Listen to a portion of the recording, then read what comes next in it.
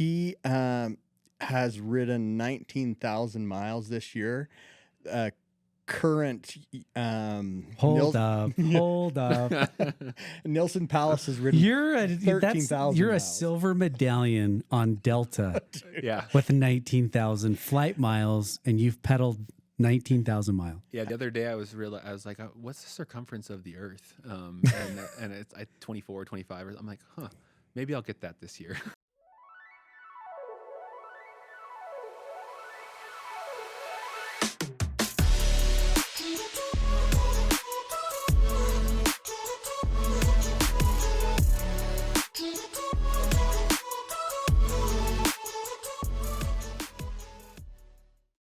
Welcome to Brain Stoke. We're so excited today. We are in the Aspire and network of mental health companies' offices again. We're grateful to them, especially Liza, my wife, for her sharing the space. We are here with Matthew Lefthand, and I'm giddy about this. I have to admit, this is going to be fascinating to spend some time with you because, one, Matthew's a young father, 2 children, married.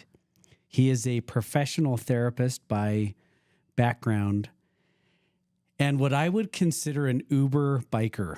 I'm going to use the word Uber. And what I mean by that is for our listeners is that this guy hammers a lot of miles, a lot of hours every week. So welcome, Matthew. Great to have you. Thank you. Good to be here. Yeah. What else do we need to give an update on before we dive in? Anything? No, I mean, Preston's cheekbones are getting more pronounced for our listeners. Stop it, dude. Preston is also putting in a lot of miles. We're a couple weeks out from Lodija, and Matthew's obviously going to be in that race as well. So we'll dive into it. So anyway, congratulations, Preston, on your cheekbones. Thank you. You look great. I think we need to reference Matthew's hair. His hair is fantastic. All the good physical qualities. Those stinking headphones are tapping it down, but we got legit flow going on with Matthew. Yeah. So we'll dive in. Matthew, give us a background. Tell us about you, family, whatever you want to throw in there, but just give us some background for context. Sure. Yeah. So I'm from here in Utah, and my mom and dad grew up in Brigham City. I grew up most of my life in Roy, but I was 13 years in Salt Lake before we moved up there, and I started junior high. And then I've kind of been around the area, and we love it here, but been out for a little while. So I went to Weber State for undergrad. And it was after an LDS mission that I went to Weber State and finished up my bachelor's degree and kind of jumped around, trying to figure out that whole got to do 3 or 4 different majors to figure out what you want to do with life or whatever. But I did it pretty successively and then figured out that I wanted to be in therapy. And, I know a big part of this podcast is asking people, who's been their big influences and whatnot. And when I think about that, there's just so many key players in my life. And one of those was Dan Hubler up at Weber State. He was one of my professors that turned me on to systems therapy and systems thinking. We can talk a little bit about that when we get into the therapy systems aspect. thinking. Yeah. I'm stoked now, even more so. Curious. Yeah. Yep. So he kind of turned me on to that, and he was from Oklahoma and went to Oklahoma State and had some great experiences there. And so he turned me on to the program out there, and we went and lived a couple years in Oklahoma for me to do my graduate program. And I was actually signed up to do a PhD program there as well. And I was very interested in teaching, mentoring, working with therapists in training, doing a little bit of research, but I like research, but I wasn't huge into it. There were some things that definitely bothered me about it. And so I was a month away from starting, signed up, classes, all that kind of stuff, when we decided, you know what, I don't need this for what I want to do in my life. I mostly want to supervise people. I don't need to be a PhD level clinician to do that. And so we quickly, in 30 days, because we had settled in there pretty well, bought a house and everything. And my wife was working full time and had friends and everything. And in 30 days, we sold our house, quit the program, moved back here, everything in a truck and trailer and all that kind of stuff, and settled back here into Utah. And so then we've been here ever since. That was 2019. So we've been back now 3-4 years. And I've been working with Aspire since shortly after I came back. It seems like every therapist that we've visited with, there's something about they just care about people. I assume that's no different for you too. Why is that? How is that? How are you raised where people mattered to you? Yeah, for sure. And I'd be amiss without saying real quick, just a little bit more background. You did mention that I'm a father, so I have two kids and a beautiful wife, and they're the biggest part of my life now. And that kind of brings into how I was raised, is that family was super important. My parents both came from pretty big families, and they were very active in their families, doing stuff together all the time. They actually grew up across the street from each other. So when I went to grandparents, I went to grandparents, Wow. all four of them. And I would just pick the meal I wanted and go to that house. Yeah, We'd play in the street. I had cousins that were cousins on my dad's side and cousins on my mom's side, and they would start calling each other cousins. Wow.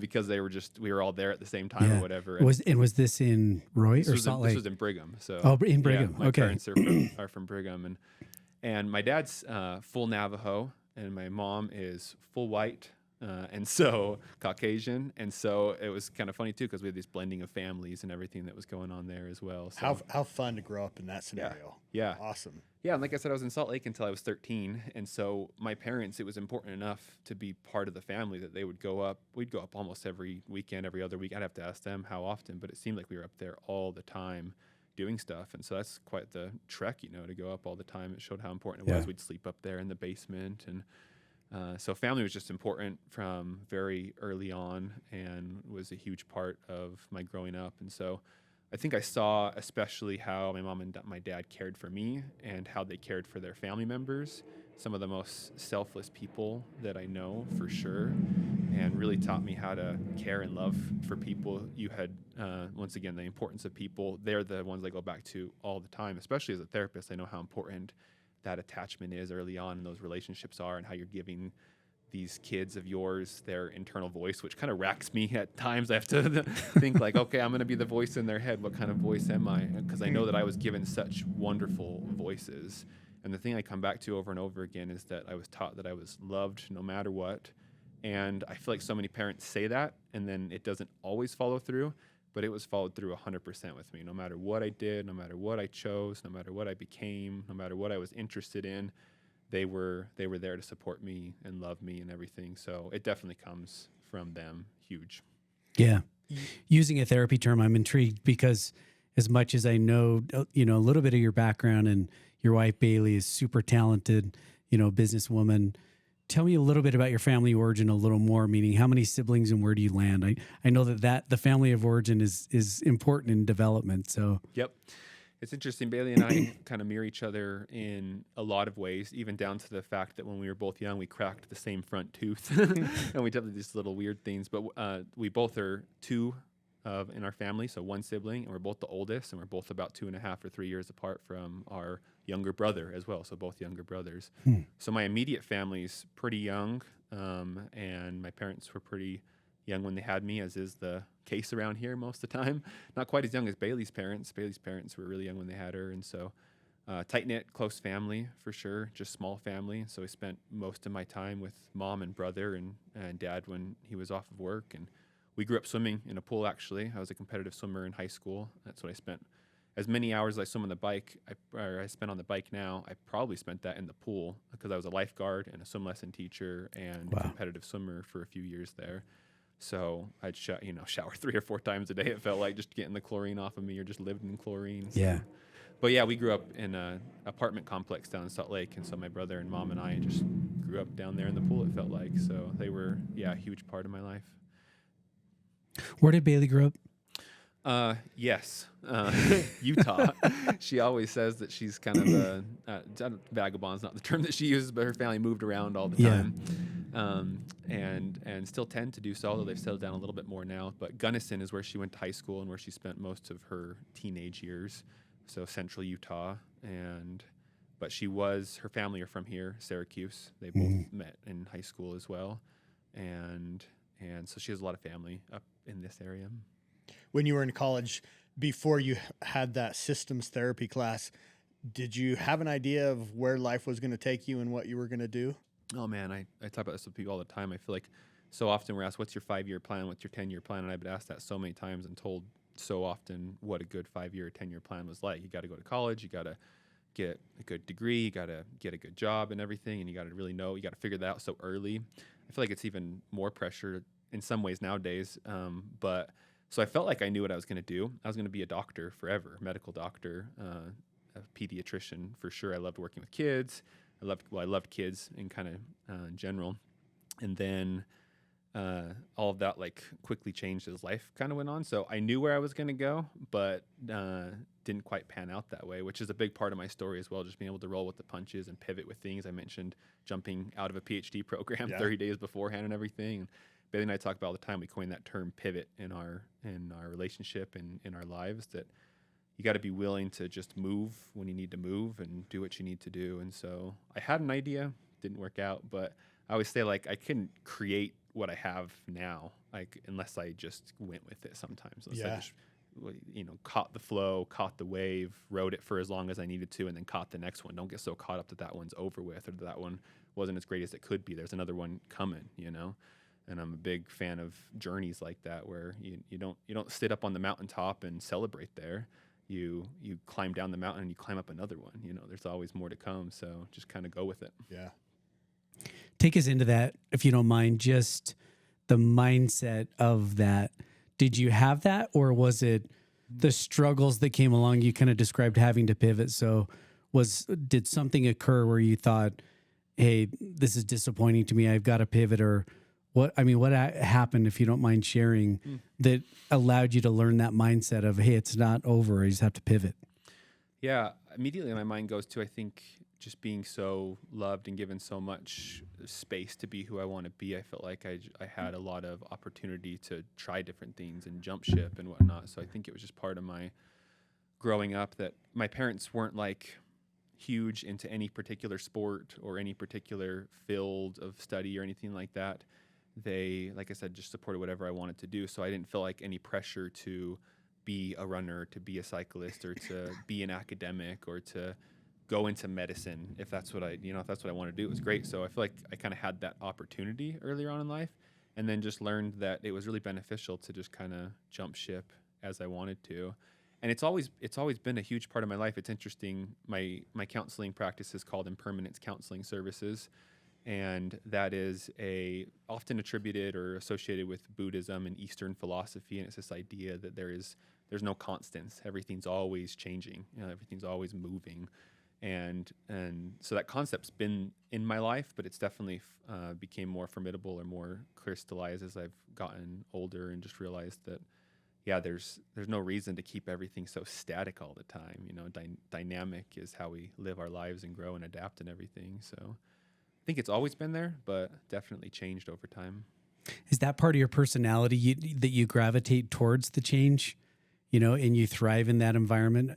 There are so many people around us where they literally can't find peace without consistency, right? Any change whatsoever, and later, or maybe now, you can talk about this, but you literally, as for a living, sit with people. Yeah. And as in my world, because my wife's a therapist, Liza, she could work 24/7 with people who are coming to her anxious because of change. Yep. They literally cannot kind of gain some peace and consistency in their lives. So talk about that, because you're encouraging that, the change is good, and ride the waves. Yep. Yeah. So I think your original question was, am I good at that, or am I? Does your personality gravitate towards change? Yeah. Yeah. I think in a lot of ways, yes, and in a lot of ways, not so much. Like I definitely am a creature of habit when it comes to certain aspects of my life, and a big part of my family is a history of ADHD, and I don't have near as much personal experience with it as I would say my brother or some other people in my life do, for sure. But I definitely like things to be similar, consistent, and whatnot in most aspects of my life. But it's interesting because I adapt very well to it changing if I'm conscious of it. And I think this is oftentimes the issue that we bring to life, is that we're not exactly aware or thinking through how we are experiencing life. We're just experiencing it. We're not in the thick of breaking it down and and processing through why we think that way or why we believe that way or what taught us to think through life or what experience gained us that or what institution or what person in our life brought that to us. We just assume everything is like fact inside of our head. Yeah. And so if I just assume the fact, I'm terrible at change because I get upset, all the time when something doesn't go my way or doesn't go the way that it should or whatever. But if I'm conscious about it, then I can definitely change. I think that that's what I help people see is that they can get to that same place if they can understand that they want things to be the same way because of X, Y, or Z, because of the way that they believe or the way they think or because of this traumatic experience they've had or any number of other reasons, and they can break that down and then reconstruct in their brain that change is okay and change is good and change actually brings positivity into their life, then they can adapt to it better. It seems like those that are anxious that you visit with, might be because they feel out of control. But I feel like I'm hearing you say that you're in control as you pivot. You have that ability to control how you're going to react. Is that fair to assume? And how do you help people take control when they are anxious and life requires them to pivot? Yeah, so I'll kind of bring a little bit more of my therapeutic philosophy here and kind of why I stick to impermanence and those concepts. I pull in a lot of Buddhist teachings. I've been through a few different journeys in my life, transitions, pivots, or whatever, whether that be academically, health-wise. There was a year where I lost about 100 pounds. There was a faith transition in my life, which is kind of what brought me to Buddhism, is why I mentioned some of these big transitions. And then, of course, there's the natural transitions like fatherhood and those type of things that change us as well. But faith-wise, there was a point where I was trying to figure things out, and so I was looking all over the place for truth or for solace or for peace. Or I felt very kind of racked by how to deal with a few things that were going on in my life, especially professionally as I was treating people. Therapy introduces me to so many different ways of thinking, ways of living, ways of feeling, and it's a lot to wrestle with personally. It's you have your own life and your own beliefs and your own processes, and then you're introduced to someone's world. And at least for me, I can't speak for every therapist. I mean, it changed me hardcore, like rocked me to my core in so many ways, and reckoning how I think versus how other people think, and how reality is different for every person out there. And so as I started to wrestle with some of these issues that so many of the people I was seeing went with, it brought up a lot of faith questions. And so as I was looking for truth, Buddhism was something that just kind of had always been there. You hear the quotes or whatever, and everyone kind of talks about the mindfulness and the meditation and then the cool things like the monks that can, walk on fire or do, whatever the crazy things are. But some of the core tenets really started to stick out to me, and this idea of impermanence and change was one of them that really kind of resonated with me. But another one was this idea of suffering, and there's these three truths in Buddhism, and one of them is the impermanence, and one of them is this idea that in life there is suffering. And it's not that it's this pessimistic, because it sounds like that way at first, like, okay, life just sucks, deal with it, Yeah. But it definitely says that there is suffering, but don't make it worse than it has to be. They talk about first suffering and second suffering. And first suffering is the pain that you are going to feel regardless of how you think, feel, believe, or anything about the world, because there's something that just hurts. Like if I go and I could punch Tom in the face right now, like he's going to have all of these cells and these different parts of his body that signal pain, regardless of whether he wants to or not. But how you react to that, how you think about it, how much you dwell on it, what it means socially for you. I use the example of like if you're walking down the hall and your best friend slaps you in the face in high school, the physical pain is relatively small, but the social pain might be huge for that.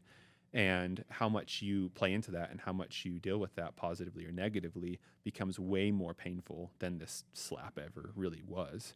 And so I think one of the things that makes me adaptable or in control in those moments is realizing that I don't need to bring more pain to the table than is already there. I just need to deal with the pain that is there. And I'm automatically, because of my experience, beliefs, practices, going to bring some other things into the equation. But over the years and over time, I can work with those to bring less of them, to be less reactive, or to allow them to come and go sooner or faster than they ever had before. And that's one of the things I think I go over a lot of times with people is that I'm not here to get rid of your pain. I'm not here to get rid of your anxiety. I'm not here to even get rid of that thing that you hate about yourself. You know, that you have these thoughts, or you have these tendencies, or you're quick to anger, or things like that. That's probably still going to be here, but it's going to affect you a whole lot less in your life. And that's what's happened for me over time. Is I still have these outbursts. I still feel these certain ways. I still have these issues that are there for me, like everyone has them, but they're so short now in most cases that they're inconsequential, and I can live with them. So I'm okay with that suffering. There's suffering in all of life, but I'm gonna try to do my best not to add to it, and certainly not to add to others. Long answer to your question. Oh, great. Thank you. Yeah. I'm a little mind blown right now. Just the description of the suffering. And I want to take you back to something you said a couple of minutes ago to maybe dive into this concept a little further. So I'm aware of this. You mentioned it just in passing, but we got to go back. Sure. You lost 100 pounds. Yeah. A human. Yeah. Off your human. Oh yeah. So we got to go back and double click on, apply the concepts there of suffering. So what was going on in your life? What was the light bulb that went on? Was there suffering that went on? And in your head, this clicked. I'm not going to allow the suffering. I'm not going to allow the second part. I'm not going to add to it.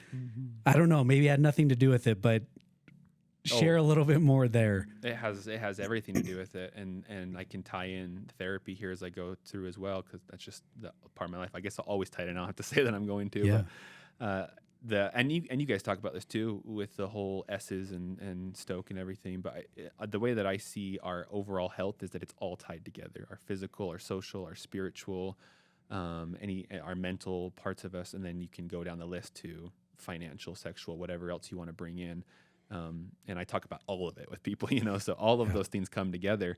And so definitely my weight loss journey and where I was physically and health-wise and where I am now all have to do with more than just weight, more than just food, more than just activity. They had to do with where I was mentally, where I was socially, where I was as an individual, as much as where I was in other places. So, yeah, we can double click on that one for sure. Looking at the pictures is always crazy to me. Like I do some body image work with people, and definitely can get on board with where they are at when they feel different ways, because the me that's in my head is almost never the me that's in the mirror, and it's almost never like even in a picture. Like I don't even think it actually has ever existed in like how I see myself, especially because nowadays I think of myself as bigger than I am. Not for any other reason than the fact that like I've just gotten so small for running and cycling that it messes with my head sometimes when I actually see myself or realize that I like the clothes that I wear or something versus how I used to wear or look previously or whatever. So there's each of these could be their own conversation, but to come back to the weight loss journey, do you want me to expand on that one a little bit? Yeah, because I would like for parents and teens or whoever's listening in to see a specific example. Yeah. This is a therapist who's a professional at this, and they themselves have gone through their own journey, So yeah, I think that that's weight is a big deal. Yeah, Body image is huge. a big deal. So yeah, if you don't mind, dive into that. What was going on and why the transformation? Yeah, so it coincided right along with my faith journey as well. And I think that the way that I make sense of it, that I make sense of a lot of people's lives, is that there's usually, when you have something going on in your life that you're struggling with, your weight, your marriage, your business, whatever else, it's usually not just that's going on. There's usually more behind the scenes. And so I had always been active, but over the years of being in school and not being as active as I was, the weight just kind of started to pile on after the mission. And I had tried so many times to get out and run, to get out and do what I had done before and be active and everything, but it just wasn't working.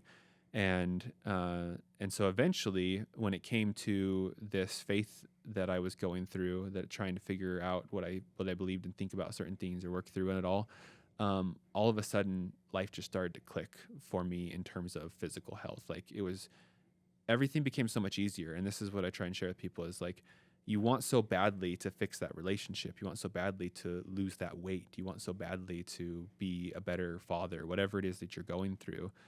Well, you need to take care of yourself, and you need to get to a place where you yourself are healthy enough to do that thing. There's not any trick or technique or perfect thing that's going to make that come for you. You have to be in a balanced enough state to do that thing and make sense of it. And so I could tell you about the diet that we did clean, simple eats. I could tell you that I didn't work out for like 2 or 3 months and lost like 30 of the pounds without exercising at all, and that it's all about diet or whatever. We could talk through those details and everything. But to me, the crucial moment was figuring myself out, giving myself. What do you mean? Yeah. What do you mean? And I think you're going to get to it, but Yeah. what's fascinating here for, I think, a lot of people, including myself, I went through a transformation years ago too, where I dropped a bunch of weight. I think that most people think that the physical happens and then the mental comes, but it's actually the opposite, likely, that you're going to describe. Well, I think the order of operations is different for every person. I think for some people, the hang-up can be physical. For some people, the hang-up can be mental. I don't think it has to go in any certain specific way. Like a big part of therapy is what's called therapy models, and the way that you work with people and the way that you see issues and whatever. And so some models get really into it about the fact that like the way that you think influences your emotions, which influences your behavior. That's called cognitive behavioral therapy, and it's one of the biggest therapies out there. But I think it's arguable that at times those can interchange or be in a different order or whatever.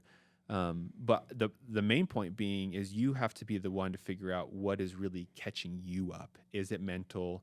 Is it physical? And you can make an argument that it always comes back to mental anyway, because even if it is physical, it's how you think about it and all those type of things. But still, it's the physical health that then creates more mental health for some people, or vice versa. But for me, it was just felt like I wasn't aware of this, because I think you just get used to it. But I wasn't aware of how much weight I was just carrying, struggling through these different concepts, you know. And especially as I got further into my career and met with more people and experienced more of their pain, and which then caused my own thinking through how do I make sense of life and for these people. And then I eventually did for myself go through that journey and give myself that space. Then it's like all of a sudden I have this, it's like I carry this huge backpack full of bricks, and all of a sudden I can just run up and down the mountain, which then became physically true later on, you know? So I don't know if that answers it specifically for you. Was there a specific aha moment when it happened? You're like, this is what I have to do. Yeah. Was it that easy? This is why I think people are so important in our life, whether you go see a therapist, whether you have good family members, whether you have good friends, whether you have a biking club you go out with, whether you go to a group therapy, whether you, whatever it is that you do, that you meet with people that take care of you, is I had very caring and loving people all throughout my life that really pushed me in good directions. And one of those was my wife. She had saw the pain and struggle I had gone through. We had talked about what I was going through for months or whatever, but I had always kind of put it on the back burner as like, I have to deal with this in a way that keeps me cohesive. I can't break fully apart. I'm scared to change. I'm scared. I got to keep everything together. And so there was one night that she just said to me, you got to figure this out. Like whatever it takes, you just go and do what it is you need to do. But she literally told me, you go figure this out. And the outcome was definitely, it always is, but it was different than we thought it was going to be. But that license and that encouragement, was the clicking moment. And a lot of it, I tell people, you usually know what's probably going to happen. If you've been sitting in there long enough, you basically know how you're going to end up thinking or feeling or going through this. You're just so scared of it. And I was definitely there. Like I knew where I was going to go and how it was going to take me and what the journey was, especially because I walk with people through this on their own anyway. And so, but that license to go there was huge for me. License meaning before she said, go and figure this out, were you worried that if you were going to figure it out, that it was going to mess with your relationship with her? Is that the cohesion you're talking about? Absolutely. Like it was going to upset the apple cart, Yep. In your marriage or whatever to do it. In my marriage, in my extended family, in my community, essentially. So I had mentioned I went on an LDS mission, And essentially, I was playing around with how much do I still adhere or live this faith because of some of the struggles I was working through with people. And we can get as much or as little into that as we want to. But essentially, when you play with that, and I do this in therapy all the time, it's massive for people. It is your community. It is your meaning making. It is everything in your life.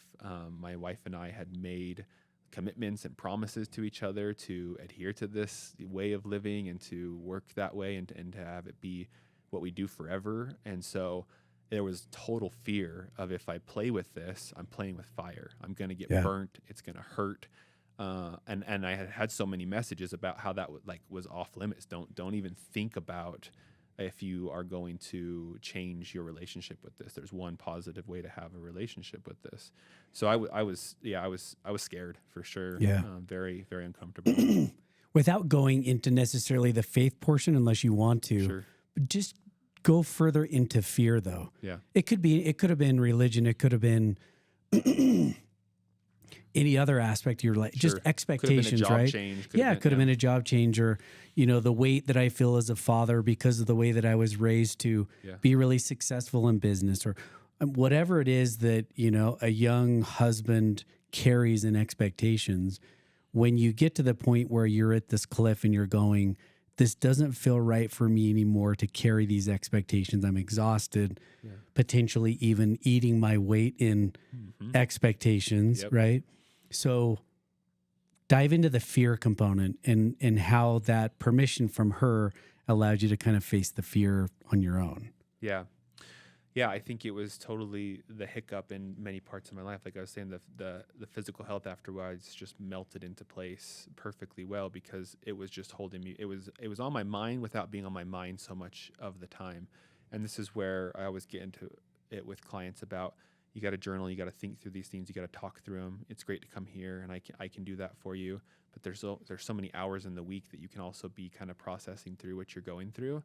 And so I just hadn't gone there because of that fear. And I think that fear comes from from expectations, from wanting to keep everything the same, from homeostasis was what that would be, right? Just keep everything the same and everything will be okay. It's kind of how we're all taught in a lot of ways. And you don't rock the boat. That if you do, you don't know what you're going to get, and two, it's going to maybe be worse or whatever. Like, we have that sense of fear. So I hadn't done the pivot enough times yet. I was mostly still in Oklahoma for most of this. And so I hadn't done some really big pivots quite yet. I'd done a couple, but nothing near this big, of course. And so that fear rode with me a ton for sure. What was the one question that you posed to yourself? I asked that question to my own friends or, people, business partners or whatever, when they kind of have gotten to this point of their own pivots in their life. What was the repeated question they had going in their own head? Can you identify it? It's interesting. For a lot of people, they have this one question they kept asking themselves over and over, like, Matthew, can you be happy, in a different way? Or, was there a question that came to you often that was something you posed to yourself? Trying to put it in a question form, I think it was mostly, what are you supposed to do or what are you supposed to be? It was very much a question of what's important and what's not important. Because what it came down to me, what started most of it was that I met with a lot of people in the LGBTQ plus community and worked very closely with them and saw some challenges with having those experiences or feeling those ways and living as part of an LDS faith. And like you said, we can get more as little into this as we need to, but that was where I was coming from. And so that brought up a big question of, how do I make sense of living, being, experiencing right and wrong, good and bad, all the big stuff. And that's why I think the fear was huge, is I really was rocking the foundation. I wasn't messing around with weight. I wasn't messing around with money or something like that. Those all have foundational pieces as well, which is really what's rocking underneath. When you talk about money, people are talking about stability or success or having, a certain way of living or something like that. But for me, I was rocking, how do I make sense of life and people and community? And so it was like, if I touch this wrong, if I Jenga this just wrong, everything hits the ground, you know? Yeah. I see people lose their wives. I see people lose their families. I see people lose their community. I see people get suicidal over this and harm themselves and whatnot. And so there was just a whole bunch of like, we can't go there. You can't do that. Was there an apprehension about how people would now view you? Oh yeah. Yeah. And yeah. Do you mind sharing a little bit about that? As far as how other people viewed me, yeah, that was terrifying. I had known people who this was a huge problem in their families, and that had caused a big stir in how they were a family, or how they were friends, or how they got along with people. And my wife and I had tons of talks about, because at this time we were just starting to have kids. We had our first one. This is the craziness of life. I feel like the pivots always come and hit you right at the right times, right? Our first son was just born when my wife was like, you need to go figure this out.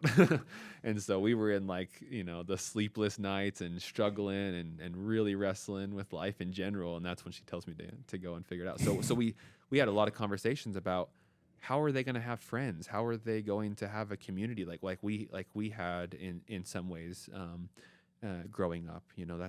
That's a huge part of life around here and everything, and they're going to be so weird and different, and so it wasn't even just for me. Yeah. I think that was a lot of the fear, going back to that fear as a father. Your fear, and I've heard Tom, you talk about this, especially on a financial aspect, your fear extends as a father to your family and to your kids especially, and everything, and that kind of goes back to the suffering a little bit, because that's mostly second suffering, and you can chew on that, or we can talk more about it. But you're mostly bringing that into the equation. You have a choice to give that life or not. I say what you feed grows, and so that's another way to look at the second suffering. But I was feeling a ton of apprehension. So, your wife sounds amazing. Yeah, by the way, she's incredible. She is. Had she already made her faith decisions?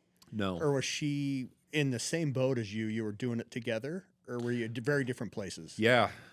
So we met on our mission, Okay. and so we both were very, very active. And I was our first district leader. No hanky panky. Oh, we have a history on this podcast of power moves, abuse of power. No, she was just barely out in the field. And what you're saying by that is that Bailey was the district leader. That's right. Because if I know Bailey, she was the leader there. Yeah. So we both came from this very faithful adherence, and it was very personal for both of us. I was a convert to the church at around 16. I chose to get baptized, and my brother was 13, and we both, and my mom reactivated at the time, and then my dad got baptized years later on, and they're all still active. And my wife had grown up in a family that were members, but didn't always have the,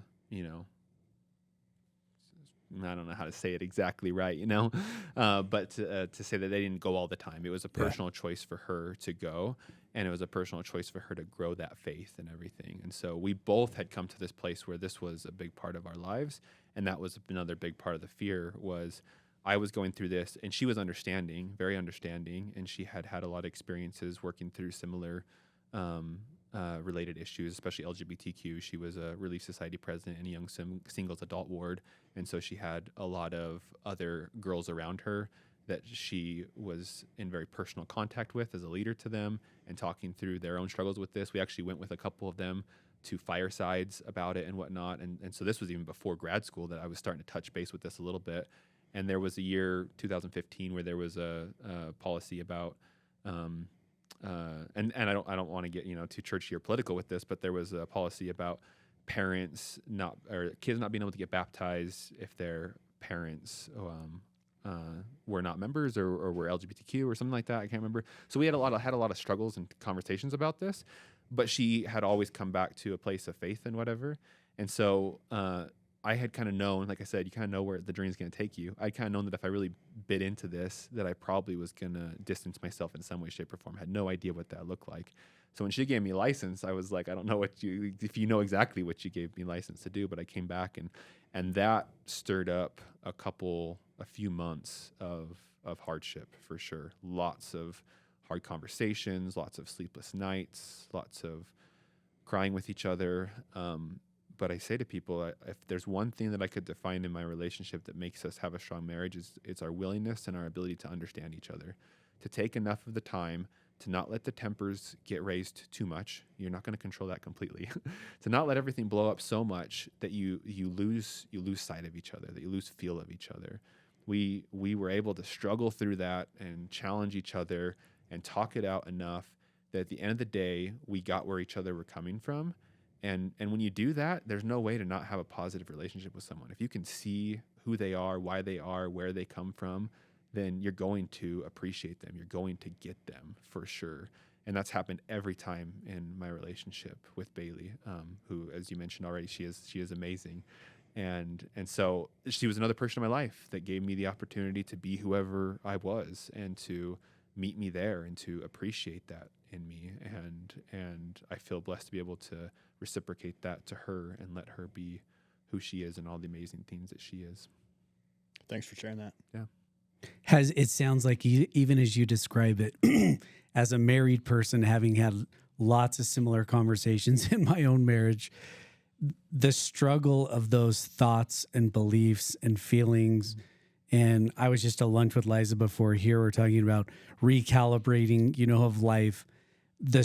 Marriage is a struggle, but it sounds like for you that it has been the struggle, the climb that has brought you closer together now. And so as you kind of, finish up that thought, regarding at least this piece of it, do you feel like that struggle and coming to terms with it together has now positioned you to weather any storm? Interesting. I was like, where's he going with this exactly? I didn't quite expect that, but I think that's such a good question because it relates strongly to a concept that her and I are passionate about, which I say that there were, now I've had multiple because having kids changes this, but before kids, there were definitely, and around having kids, two of the most happiest days of my life. One of them were when we got married, and then the other one was when we decided that we may eventually not be married at some point and that would be okay. And those are very interesting contrasting because one solidified a relationship that is beautiful, wonderful, amazing, like the best thing in my life for sure. And the other one was a huge unlock to being able to be ourselves, to be authentic, to be genuine with each other, to be fully honest with each other, to see each other, and then to have that space with each other where you almost get that with no one in your life. I think some people never get that with anyone, unless they maybe go see a therapist. Some people just don't have that person in their life. And so that was by far one of the happiest days when we were like, you know what, this might not work for one or both of us at some point. And that would be gutting. That wouldn't be easy. That would not be fun, I think, for either of us. Who knows what the future brings, though? Maybe one of us would be totally fine with it. But that was an interesting conversation to realize that, yes, we could weather anything, to come back to what you're saying, but that doesn't mean that we have to. And I think that's the thing, another secret of life is take the have tos out. We don't have to make it through everything for life to be okay. I don't have to have my health for life to be okay. I don't have to, have all the money. I don't have to not have troubles or whatever. I just have to take what's given to me, what I have, and make the best with it. Just live with it, take it on. Don't make it worse than it is. It already sucks sometimes. Life sucks enough. There's enough suffering. Once again, just go with it. So, yes, I think we could. I think we could weather anything. In fact, when we went through this, I said to her, I said, I know we're going to, I said, I feel very strongly that we're one, going to make it through this, and two, going to be in a very similar place because we're such similar human beings and everything. So there's no doubt in my mind that we could weather anything, but whether that actually pans out or not is to be determined. Yeah. That is a super powerful description, that you just went through, and something I think about often. It's interesting that a lot of the discussion has been about faith, in my own head and with a number of our friends. Preston and I talk about this often. When I think about faith, we put it often because of where we live in the context of religion, but I often ask myself the question, does my faith have myself gripping the iron rod, so to speak, or does my faith allow me to let it go? Yeah.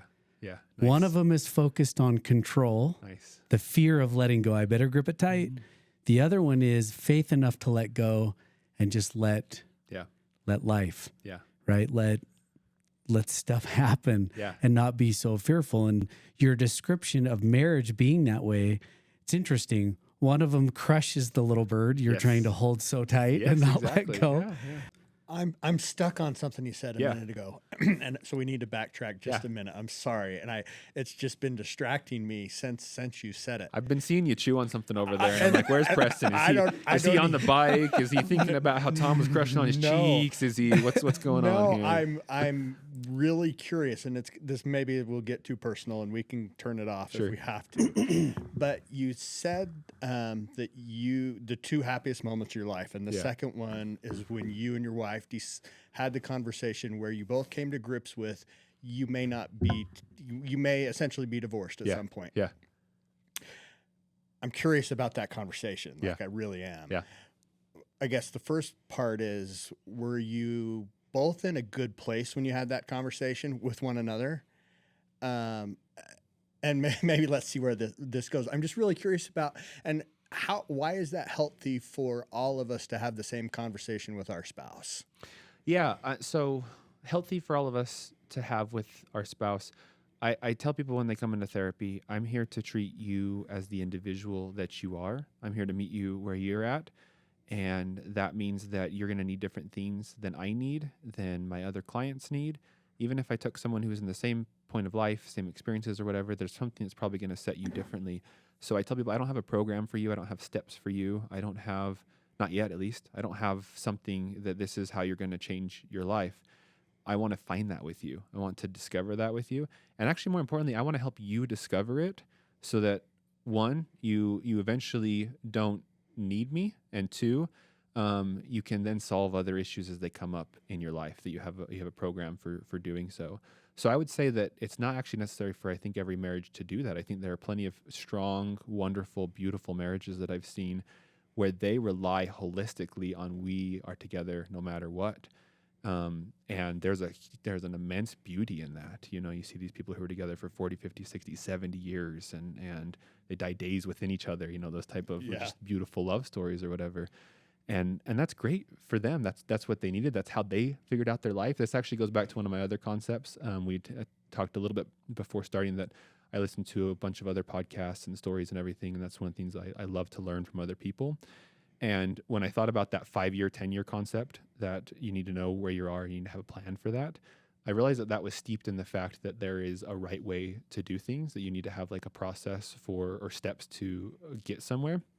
And when I was kind of breaking everything apart, I realized that like there are so many people that get to success in so many different ways.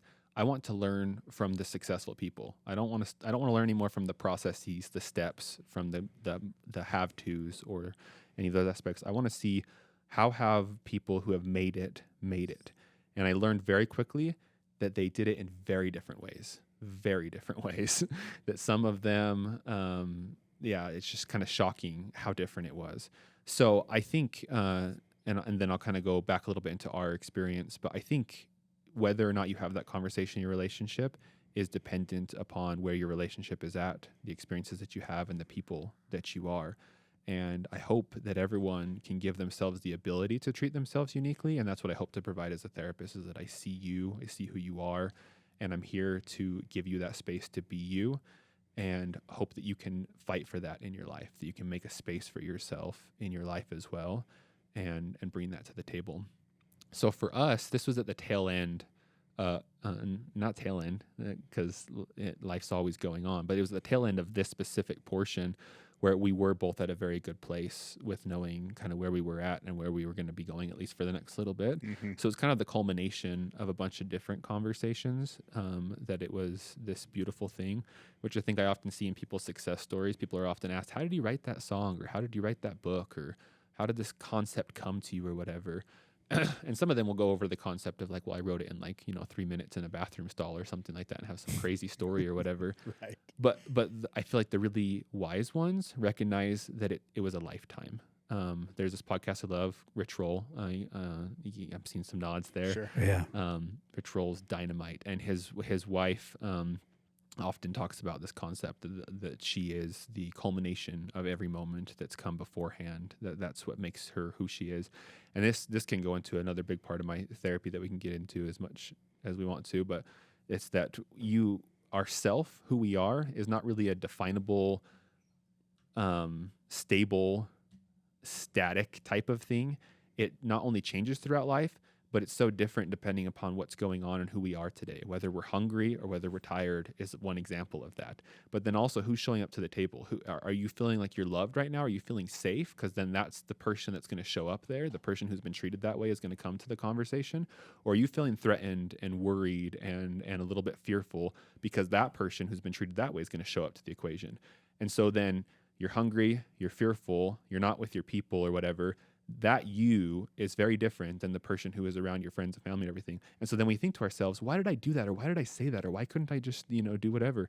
And it's because there's no you. There's who you are in that moment, and reconciling who that is and who shows up and who you bring into the equation is a big part of it. So the us that was there in that moment was a lifetime of experiences that brought us to a place where we could have that conversation and have it be so meaningful for me, for sure. Yeah. Thank you. It sounds like it wasn't necessarily a moment of like failure, that it was empowerment. Yeah. It was this true empowerment of, instead of death It was a gripping step our free. marriage, Yeah. it was the letting go So of we're gonna like, yep.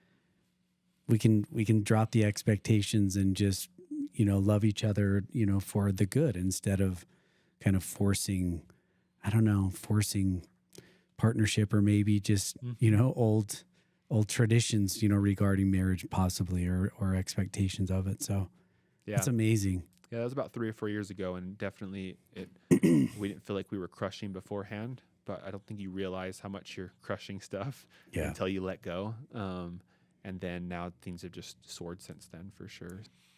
Should we have a little fun here for a minute? Yeah, let's do it. Okay, so Tom sent me some of your stats for the year. Oh boy, is this on Strava? This is Strava's stats. So is every ride on Strava? Because if it's not on Strava, it probably didn't happen then, right? That's right. That's exactly right. Here we go. All right. Oh, do you have a ghost account somewhere that we're not including? There's ones that I just don't put out. Okay, so let's play a little game. Professional cyclist Nilson Palace or Matthew Lefthand. You ready? Total rides for the year, 238 or 344. Which one is Matthew Lefthand? Have we lived 344 days this calendar year? No, I don't think we're at Because 300 yet. 365 would be right. Correct. Yeah. Matthew Lefthand, 344 rides year to date. Okay. It's the end of August. Some of those would be doubles. Some of them would be Zwift, where it's like there's different routes where you all ride like 5 in a day because they're short or whatever. Okay. I love it. All right. Time in the saddle this year. Are you ready? Either 678 hours or 844 hours. Either one is absurd. Either one is absurd. 844? 844, Matthew Lefthand, 844 hours this year. He has ridden 19,000 miles this year. Current Hold up. Nilson Palace has ridden You're 13,000 a miles. silver medallion on Delta Yeah. with 19,000 flight miles, and you've pedaled 19,000 miles. Yeah, the other day I was like, what's the circumference of the Earth? And it's 24, 25. I'm like, maybe I'll get that this year. How many tires have you bought this year? So I did a whole bunch of Zwift during the winter years. Okay. And so I actually just went through one pair of GP 5000s, and then I went through another set of Corsa Pros, but those punctured out on me. Okay. So I'm not actually. Before that though, I was on some Gator skins, which I don't. I think you could set those things on fire. And I Yeah, don't know if they're they do pretty anything. bulletproof, right? They just go through anything. Hence the so. name, I guess. So yeah. Nilson Palace is arguably a top 3-5 U.S. cyclist, right now. Yeah. He's on one of the top Watched him professional climb teams. all over the Tour de France. Yeah, he was killing it. all over the Yeah. Tour de France. And Yeah. Polka Matthew, dot you've jersey. ridden 5,000-6,000 miles further than he has this year. Yeah. So, bro, Yeah, there's been a couple weeks where I've done like Tour de France level of riding Yeah. and pretty frequently. So there's a lot there. Let's you know? unpack We it. can unpack it all you want. Yeah. It's amazing. So, It's absolutely. I mean, amazing. what comes to my mind is, well, yeah, I run away. Like this is a runaway thought, process. So, but, and I've seen the numbers, but I want to know like what's motivating you. Yeah. When I see you ride 140 miles from 1 a.m. to 7, like what, do you know what I mean? Yeah, a lot of Get these are into it, man. nighttime hours too. Yeah, Yeah, that's so- where it fits into life as a father and as a worker. So, motivate, is that the first question? I think like most things in my life, it started, well, most things currently, from finding healthiness, and so which by the way, that much riding is not the epitome of healthiness. They're much less than that is healthiness for sure. But it started off as running. I was a runner, grew up runner and swimmer in high school, and so I'd always identified as a runner. And so when I lost all the weight, I was like, man, I'm going to get back into running, and I'm going to finally run a marathon. That was one of my life goals, was to run a marathon. So I ran St. George Marathon and finished it and was super pleased with that. And then, like most things in my life, there's this bulb of like, now we are going to master this. Now we are going to go and do this as well as we can. So I spent about another 6 to 12 months hardcore training for marathon. And I ended up qualifying for Boston and running the Ogden Marathon. I think I came in like 12th place overall, which was kind of surreal. Like I knew I was running pretty good, and getting on that bus where there's like just, so many other people around, I was like, I don't feel like I'm that, great of a runner, but so I'm supposed to beat all of these people that are here. Like that feels like a lot or whatever. So anyway, it eventually kind of blew up on me. Running is really hard on my body. I think it's really hard on everyone's body, but like whenever I start training hard, it kind of tears me apart. So what got me into cycling is I had a IT band issue, and I was out of running for a while, and I tried to get back into it, but it just kept having me have lots of pain. And so I was sitting on my couch looking at our beautiful mountains and thinking I should be on top of those, which is another mindset of mine all the time. Like when we go on a hike, I'm like, we need to go to the highest, furthest point. This is the sickness. This is why I get to where I am. Is like, it's just Sorry, Bailey. she knows. Yeah, there's been some painful days. Having kids was good for us in a way, because now I have a kid to carry around, so I get slowed down a little bit, and so we go on these big hikes, and I just carry him the whole way. But yeah, so I was sitting on the couch looking at there and thinking, this is just killing me, that I'm fit, I'm healthy, and I want to be doing this. And so my brother's mountain bike happened to be in the garage, and so I was like, I'm going to go see if biking feels okay. I haven't really ever biked before, but I want to do a triathlon at some point, so I guess I might as well go give it a shot now. And boom, I could ride the bike pretty much pain-free. Like I still had that IT band issue, but I could do it in such a way that it wasn't painful. So I was like, well, I'm going to ride a couple days and see how it feels. Maybe this will get me back to running, kind of was a thought. But then I was like, this is actually really pretty fun. Like one part of running that I loved, especially as I was really hardcore marathon training, like there was a couple of vacations we went on to California when I was in the middle of it, or one vacation to California. And I was in the heavy part of training. And so I ran some like 18, 20-mile days when I was there. And it was so cool to just get out and see stuff. Like you could just go everywhere. And biking, of course, is that to the next level. Like you can go all over the place. And so I was like, man, I can go up to Brigham and back home in just a couple hours or whatever from my house in Ogden. And so that's pretty cool.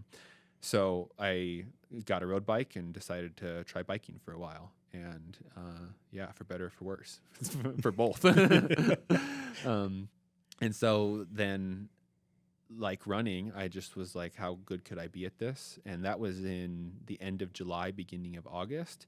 And I was like, well, I was doing all these races and whatnot. What do races look like as a cyclist? I had no idea, except for the Tour de France. Everyone goes up hearing about the Tour de France.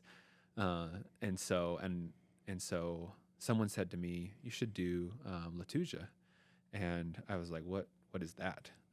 Which I didn't even not pronounce at the time. I think I was always saying Lodija or something, but someone mentioned it to me, and I looked it up, and I was like 200 plus miles over mountains in 3 states, like, and it's in a month and a week or something like that, or a month and 2 weeks or something. Like, that sounds awesome. Like, that my brain it still has that there, where it's like, that's cool.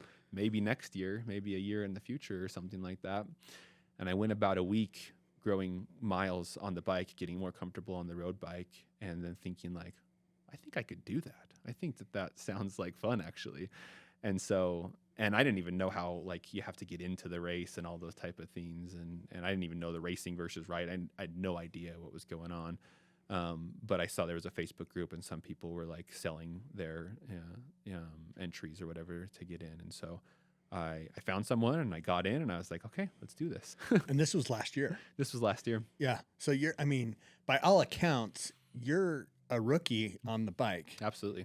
but you've ridden 344 times this year. Yep. That's what's amazing. You went from 0 to full gas. Yeah.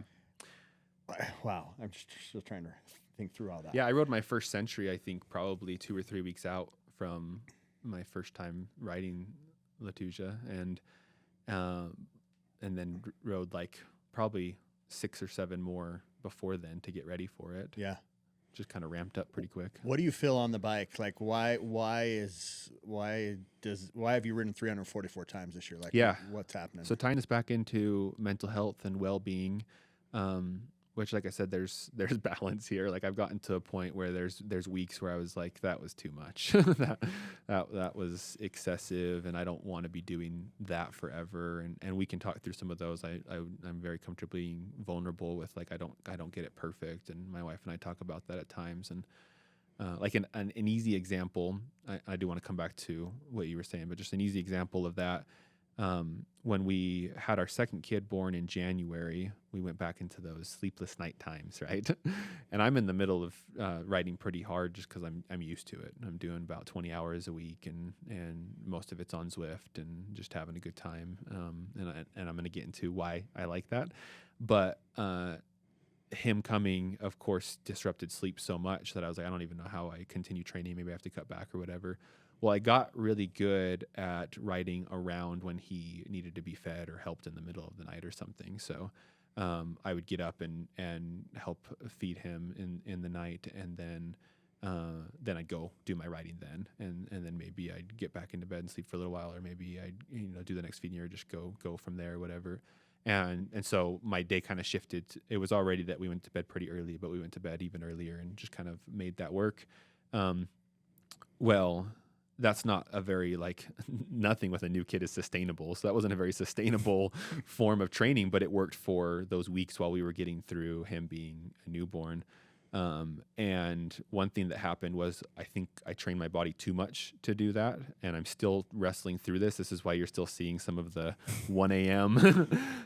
Like way too early of rides, because I'll get up and I'm just like ready to go. And sometimes I won't even realize like how early it is before I'm like, oh crap, I should definitely have been in bed. And so I'll actually come home now and sleep, before I go to work or something, because there's been times where I get too tired, and it's affected, my professional life and my family life at times. So some adjustment has happened there for sure. But coming back to your question about why, there's a lot of reasons why. The main therapeutic reason is meditation for me. And I, just to kind of summarize there, meditation is super powerful for many people, but I was never one of those that could do the like cross-legged, close your eyes, like just sit there in silence and be with your thoughts. Remember ADHD mentioned a little while ago? My brain is just always a million places. I'm a lot better nowadays at cueing it in, like something like this, where we're in a conversation or whatever. I've gotten really good at just tuning into just this. There's enough stimulation here. There's enough interesting things that we're talking about. And I love people and getting to know people. And so that can capture me. But most other times in my life, especially if I'm just thinking through my own thoughts, it just goes off like crazy. So I found quickly that while I run and while I exercise, it actually, I say, puts a load on me enough that I can think really precisely about a couple different things if I'm in that zone 2, just easy type of work, type of training.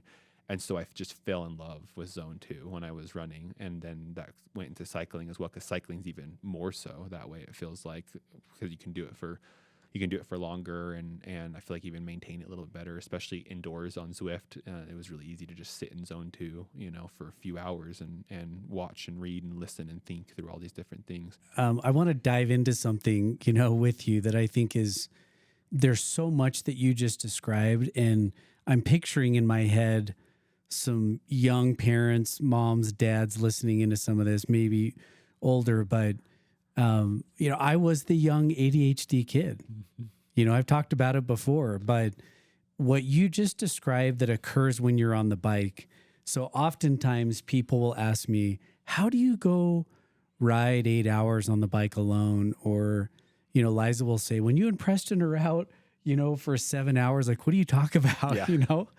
And this is going to sound horrible to a lot of people who are super social or whatever, but the answer is I can spend 8 hours with Preston and we can say 5 words to each other. Yep. And I love him like a brother, but he can go into a place, and I know that place. I've been to that land, and that land is working out everything that's in my brain for 8 hours that I can't do when I'm sitting. Yep.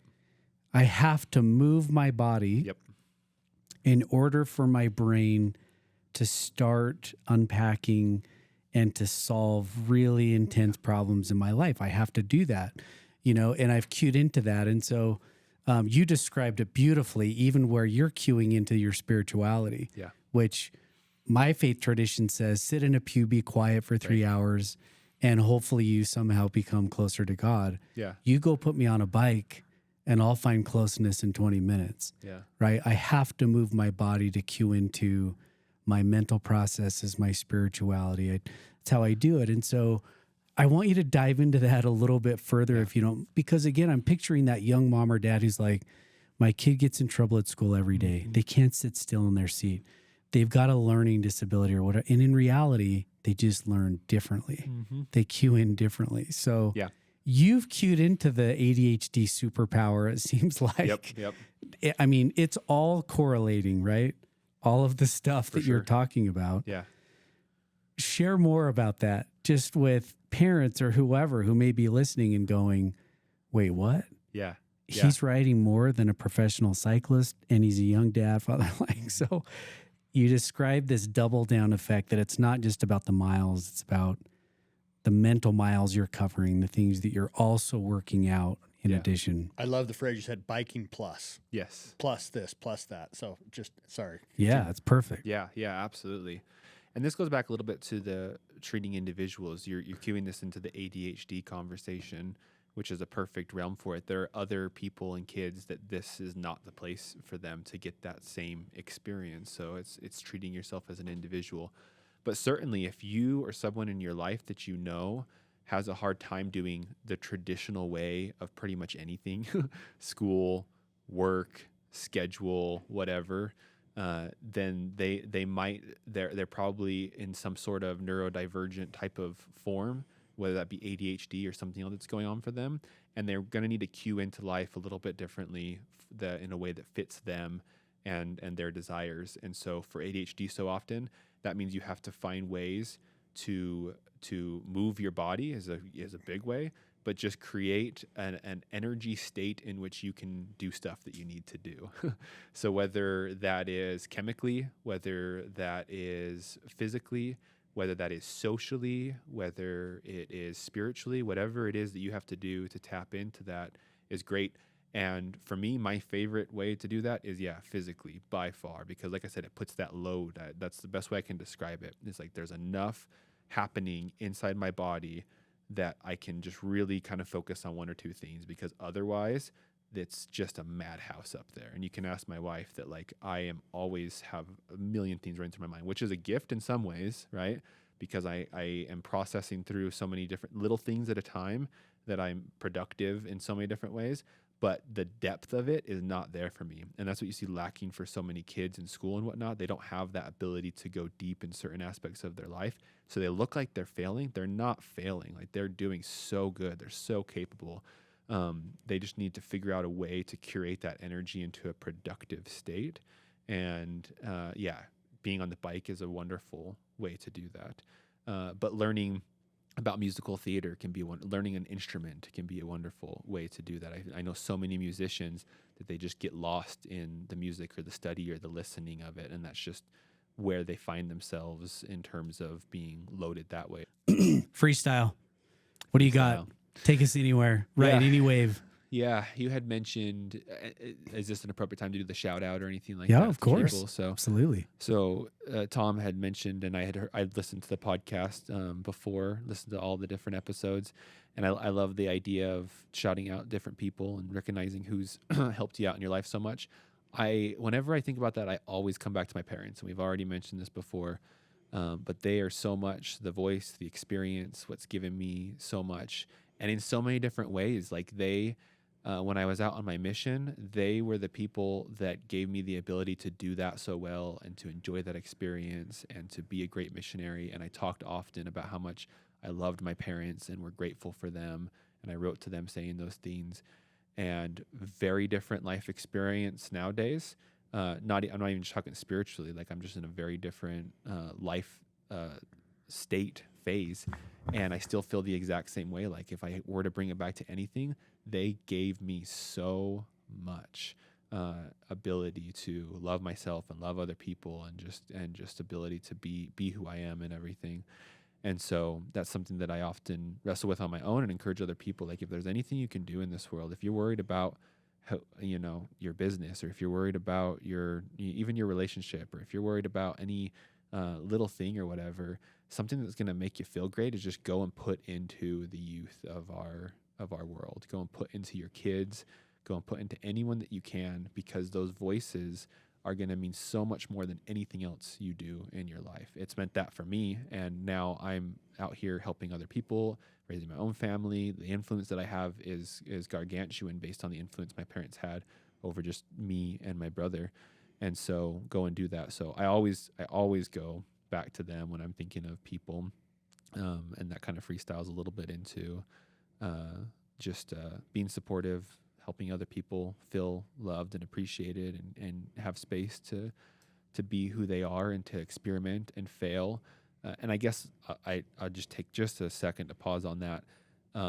Failure, this goes back into fear again. Fear of failure as a successful person is massive. Like, I was someone who just cruised through school. Nothing was very hard for me test-wise or project-wise or anything like that. And so I became very efficient at just getting praised and getting loved on all the time for my ability to accomplish things. And so that at the same time adapted with this idea that, like, I can't fail and that I need to do everything perfectly. And so for a few years of my life, crucial years of my development life, if I ever felt like I was failing, there was a tendency to hide it or not talk about it or not go there or feel like it was a bad thing. And then I've realized over the years that failure is the only way to growth, that failure is the only way to figuring it out.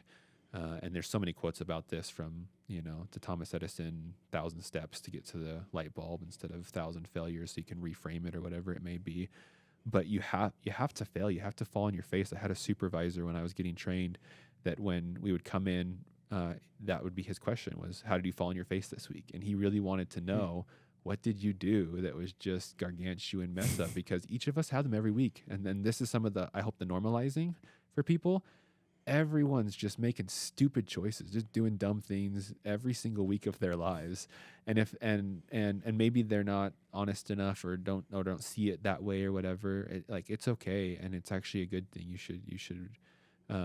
should not try to fail necessarily, but you should learn from those and look into it. So yeah, failure is and fear of failure is a big part of that for me. It's awesome. Yeah. Thanks for being here. Yeah. Yeah. It's been really enlightening and interesting. It's got me curious. It was great to be here. Yeah. I love talking about all these things. When I saw the podcast, I was like, well, this is like basically my life right now is mental health and cycling and family and community and everything. So Yeah. this is a cool thing you guys got going on. It was a good fit. Yeah. Yeah. We Thanks for loved being having here. you. Hopefully, yeah. we'll have you on again. Yeah, We want to know what happens in year 2 of cycling. Serious. Good grief. we'll see. Maybe I'll start rock climbing, or who knows at this point. Good luck in Logan and Jackson. It'll be awesome. Heck yeah. Thank you. We'll see you out there. Yeah, we'll be there. You've had your daily dose.